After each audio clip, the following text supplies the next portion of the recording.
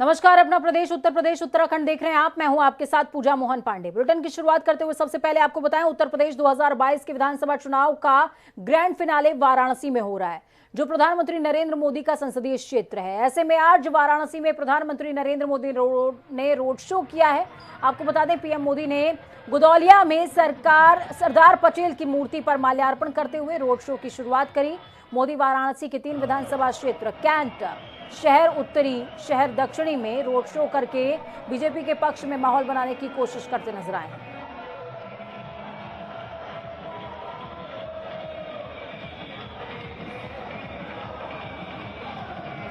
तो ये तस्वीर आपको दिखा रहे हैं, मलदहिया से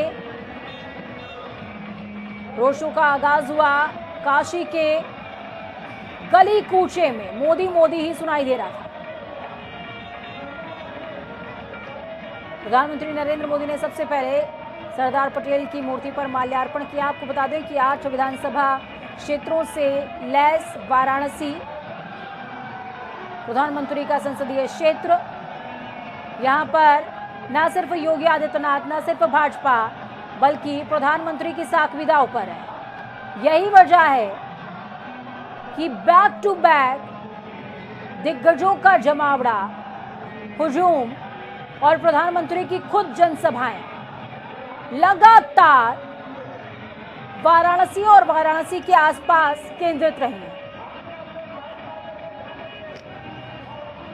तो काशी से आपकी टीवी स्क्रीन पर ये तस्वीरें बेहद खास। उत्तर प्रदेश के चुनाव संपन्न होने में अब एक चरण की देरी है, जिसको लेकर लगातार तमाम राजनीतिक दल आज मैदान में है। समाजवादी पार्टी के अध्यक्ष अखिलेश यादव आज मऊ की जनता से अपने पक्ष में वोट करने की अपील करते नजर आए। मऊ के घोसी विधानसभा के अंतर्गत सपा प्रमुख ने जनता को संबोधित किया और भाजपा पर हमलावर भी रहे हैं। अखिलेश ने कहा, पूर्वांचल में बीजेपी का दरवाजा बंद हो गया है, बीजेपी का सूपड़ा साफ होने जा रहा है, बीजेपी के लोग जनता से झूठ बोलते हैं। आगे कहा कि भाजपाई गंगा मैया की झूठी कसम खाते हैं, दुनिया की सबसे झूठी पार्टी बीजेपी है। जीत को होली से जोड़ते हुए पूर्व मुख्यमंत्री ने कहा, मऊ से हमें होली का उपहार मिलने जा रहा है। गौरतलब है कि प्रदेश में सिर्फ एक चरण का मतदान बाकी है, जो कि 7 मार्च को होने वाला है। इस बाबत समाजवादी पार्टी लगातार चुनावी रण में जान झोंक रही है। जब से समाजवादी पार्टी और छड़ी साथ आई है, विरोधियों के छक्के छूट गए हैं। मैं आपसे 7वें चरण का आप सबसे सहयोग मांगने आया हूं और मुझे उम्मीद है कि आप सब लोग मिलकर के, जहां समाजवादी पार्टी चुनाव लड़ रही है, उनका साइकिल का चुनाव याद रखेंगे। जहां छड़ी लड़ रही है, वहां छड़ी चुनाव चिन्ह को याद रखेंगे और दोनों चुनाव चिन्हों को जिस भी विधानसभा से लड़ रहे हैं, उन सबको एक एक वोट दे करके आप लोग जिता करके विधानसभा में पहुंचा देना। ये चुनाव देश का सबसे बड़ा चुनाव होने जा रहा है। न केवल उत्तर प्रदेश के खुशहाली का चुनाव है, बल्कि भारत का संविधान बचाने का चुनाव है। भारत का जो लोकतंत्र है, इसको बचाने का चुनाव है। और जहां बीजेपी के लोगों ने समय समय पर जनता को जो झूठ बोलने का काम किया है, ऐसे झूठे लोगों का उत्तर प्रदेश से सफाया करने का चुनाव है। गंगा मैया का पानी उठा करके सच बोलने की कसम लेते हैं, लेकिन बीजेपी के लोग तो कमाल के हैं, जो गंगा मैया का पानी छूने के बाद और उसमें स्नान करने के बाद भी झूठ बोलते हैं। कहने को तो भारतीय जनता पार्टी ये दावा करती है कि दुनिया की सबसे बड़ी पार्टी है, लेकिन इनके नेताओं के अगर आप भाषण सुनोगे, दुनिया में इतना झूठ कोई पॉलिटिकल पार्टी नहीं बोलती होगी जितना बड़ा झूठ भारतीय जनता पार्टी के लोग बोलते हैं। बाबा मुख्यमंत्री कह रहे थे गर्मी निकाल देंगे। बताओ, छड़ी ने और साइकिल ने उनकी गर्मी निकाल दी कि नहीं निकाल दी? और मुझे तो ये लग रहा है कि मऊ के लोगों ने तैयारी कर ली है भाप निकालने की। बताओ, भाप निकाल दोगे कि नहीं निकाल दोगे?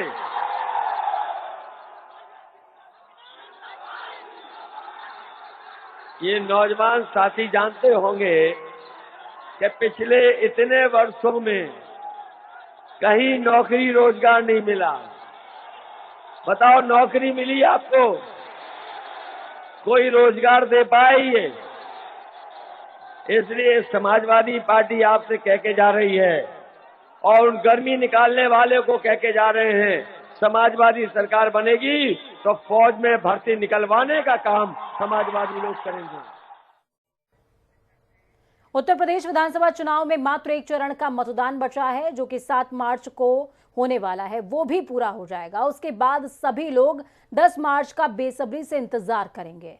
राजनीतिक दलों के साथ साथ उत्तर प्रदेश की जनता भी उस दिन का इंतजार करेगी। लेकिन इस बचे हुए चरण के लिए पार्टियों ने पूरी ताकत झोंकनी शुरू कर दी है। बहुजन समाज पार्टी की सुप्रीमो मायावती ने भारतीय जनता पार्टी पर हमला बोलते हुए सोशल मीडिया के जरिए भाजपा से सवाल किया है कि ये कैसी राजनीति है जिसमें रोटी रोजगार छीनकर मुफ्त राशन और टीका देकर एहसान जता रहे हैं, बल्कि ये तो कर्तव्य है। मायावती ने ट्वीट करते हुए कहा कि बहुजन समाज पार्टी की राष्ट्रीय अध्यक्ष मायावती ने ट्वीट करते हुए कहा, भाजपा कोरोना वैक्सीन और पीड़ितों को राशन देने को यूपी में चुनावी स्वार्थ की खातिर भुनाने में लगी हुई है, जबकि ये उनकी संवैधानिक जिम्मेदारी बनती है। वो बेसहारा बने नागरिकों की मदद करें, ये कर्तव्य है, एहसान नहीं है। किंतु रोजी रोजगार छीनकर मुफ्त राशन व टीका, ये कैसी अजब राजनीति है।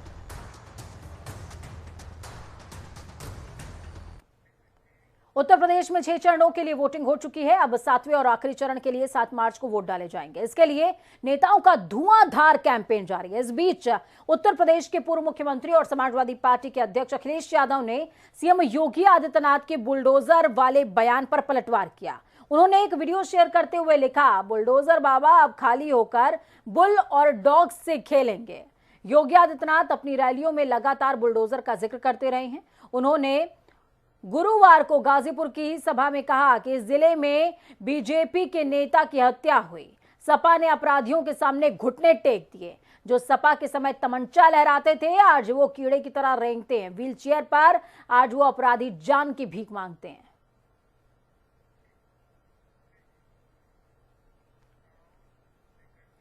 वहीं विधायक और बाहुबली मुख्तार अंसारी के बेटे अब्बास अंसारी ने यूपी के मऊ में एक जनसभा को संबोधित करते हुए विवादित बयान दिया है। अब्बास अंसारी ने कहा, सरकार आने पर 6 महीने तक ट्रांसफर पोस्टिंग नहीं होगी, पहले हिसाब होगा।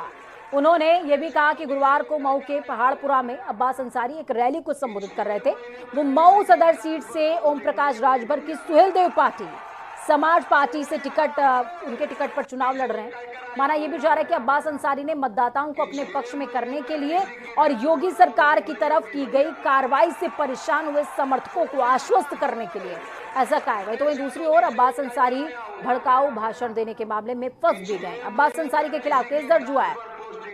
पुलिस वीडियो की जांच कर रही है। उत्तर प्रदेश पुलिस के अपर महानिदेशक कानून और व्यवस्था प्रशांत कुमार ने मऊ में एक सभा के दौरान अब्बास अंसारी के भड़काऊ भाषण के एक वीडियो के मामले में जांच के आदेश दिए हैं।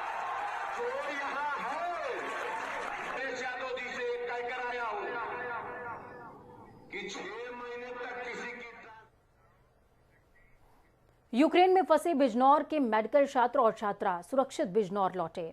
घर पहुंचकर जहां एक तरफ बच्चे खुश हैं, तो वहीं यूक्रेन के हालात बताते हुए सहम भी जाते हैं। ये रिपोर्ट देखिए।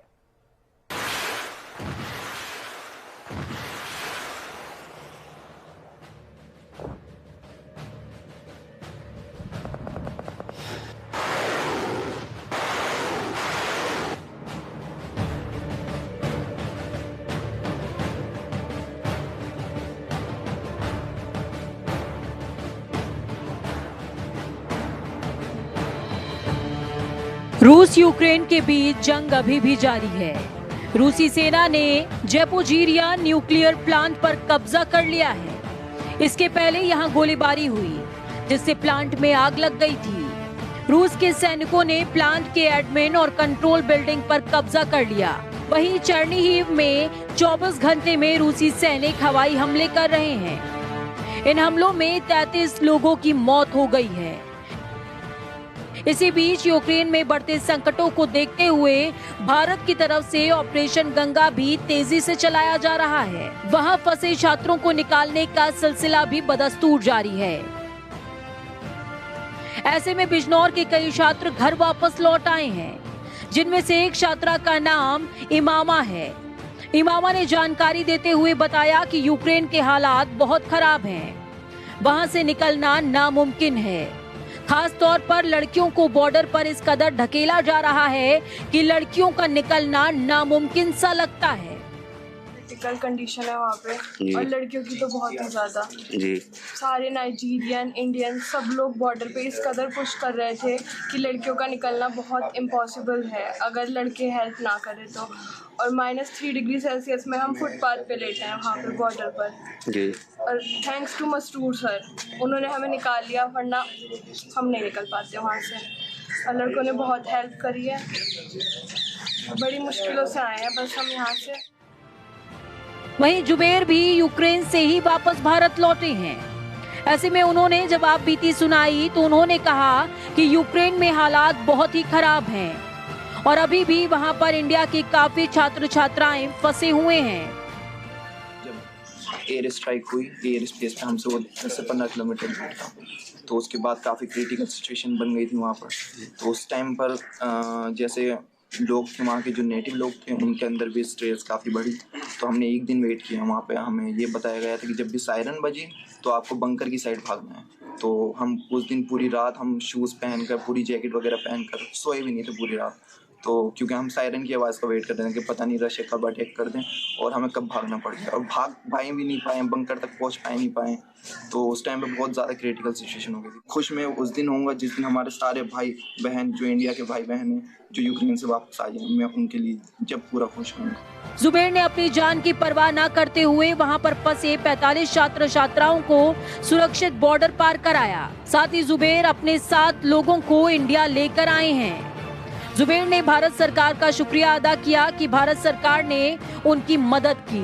आपको बता दें कि भारत के हजारों छात्रों को यूक्रेन ये मौका देता है कि वो डॉक्टर बनने का अपना सपना पूरा कर सके, और वो भी यहाँ की तुलना में आधे से कम खर्च में। यूक्रेन में सिर्फ भारत ही नहीं बल्कि दुनिया के कई दूसरे देशों के छात्र भी डॉक्टर बनने का सपना लेकर जाते हैं।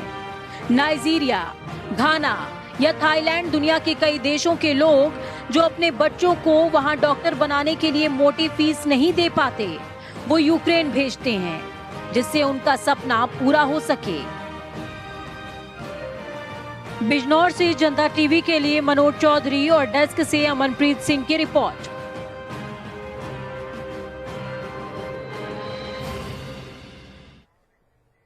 तो चलिए खबरों में आगे बढ़ते हैं। बात उत्तराखंड की करते हैं। उत्तराखंड बीजेपी में भीतरघात के आरोपों के बीच सीएम पुष्कर सिंह धामी ने भाजपा अध्यक्ष जेपी नड्डा से मुलाकात करी है। ऐसा माना जा रहा है कि इस अवसर पर सीएम धामी ने नड्डा से उत्तराखंड के चुनावी समीकरणों, पार्टी संगठन में बदलाव समेत कई मसलों पर चर्चा हुई है। आपको बता दें कि सीएम धामी वाराणसी में बीजेपी के चुनाव प्रचार के लिए गए हुए थे, जिस दौरान ये मुलाकात हुई है। हालांकि पुष्कर सिंह धामी बीते दिन दिल्ली भी पहुंचे थे नड्डा से मुलाकात करने के लिए, लेकिन वो उत्तर प्रदेश में चुनाव प्रचार में व्यस्त थे, इसके चलते उनकी मुलाकात नहीं हो सकी थी। उत्तराखंड के पूर्व मुख्यमंत्री त्रिवेंद्र सिंह रावत आज काशीपुर में मुरादाबाद रोड स्थित मंडी समिति के गेस्ट हाउस में पहुंचे, जहां पार्टी के स्थानीय पदाधिकारी और कार्यकर्ताओं ने उनका जोरदार स्वागत किया। इस दौरान मीडिया से मुखातिब होते हुए मुख्यमंत्री त्रिवेंद्र सिंह रावत ने कहा, आगामी 10 मार्च को मतगणना के बाद चुनाव के नतीजे सामने आ जाएंगे और भारतीय जनता पार्टी एक बार फिर से प्रदेश में पूर्ण बहुमत के साथ सरकार बनाने जा रही है।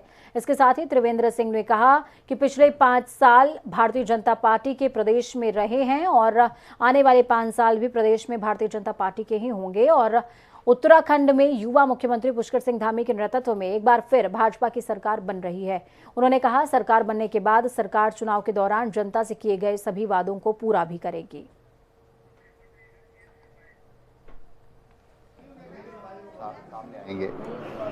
भारतीय जनता पार्टी एक बार फिर उत्तराखंड में सरकार बना रही है और वो भी प्रचंड बहुमत के साथ। ये बात मैं इसलिए कह रहा हूँ कि कई लोग, और आज मैं मीडिया में पढ़ रहा था कि साहब हम गवर्नमेंट बनने की संभावना है, निर्दलीय जीत कर बड़ी संख्या में आने वाले हैं। तो उत्तराखंड के लोगों ने हमेशा नेशनल पार्टी को ही अपना पक्ष दिया है, अपना मतदान किया है।